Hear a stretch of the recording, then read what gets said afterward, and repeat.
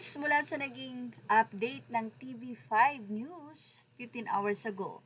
Supercar pero peke ang plaka. Nag-issue na ang Land Transportation Office or LTO ng show cause order sa registered owner at driver ng isang supercar na natuklasang gumagamit ng peking plaka habang nasa pampublikong kalsada. Hindi naman pinangalanan ng ahensya ang may-ari ng sasakyan na isa umanong aktor at negosyante.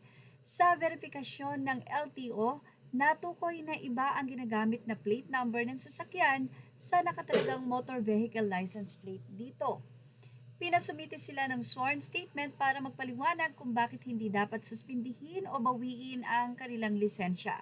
Isinailalim na rin sa 90-day preventive suspension ng driver's license ng driver.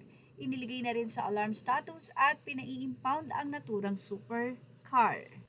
Pero ngayon nga po ay may mukha na ang espekulasyon kung sino ang tinutukoy ng LTO. Ang buong kwento kung bakit nasangkot ang aktor na si Derek Ramsey sa supercar na may peking plaka.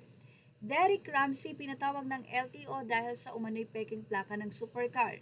Isa sa pinakamalaking showbiz controversies ngayon ang pagkakasangkot ng pangalan ni Derek Ramsey sa isang Land Transportation Office investigation tungkol sa isang Porsche supercar na umano'y gumagamit ng plate number na hindi tugma sa official registration nito.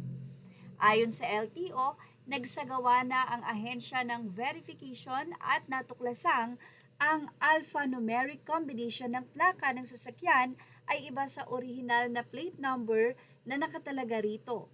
Dahil dito, naglabas ang LTO ng show cause order laban sa registered owner at designated driver. Inuulat ng ABS-CBN na ang sasakyan ay nakarehistro sa pangalan ni Derek Ramsey, ngunit kalaunan ay naibenta umano sa ibang tao. Dahil dito, mahalagang hintayin ang buong proseso ng LTO upang matukoy kung sino ang may aktwal na pananagutan sa paggamit ng naturang plaka. Isinailalim naman sa 90-day preventive suspension ang driver's license ng designated driver. Ang supercar ay inilagay rin sa alarm status at inatasang i-impound ng LTO Law Enforcement Service. Mariing sinabi ni LTO Chief Assistant Secretary Marcos Lacanilao na walang VIP sa pagpapatupad ng batas. Samantala, naging malaking usapin online ang pangalan ni Ramsey dahil kilala siyang car enthusiast at collector ng high-end vehicles.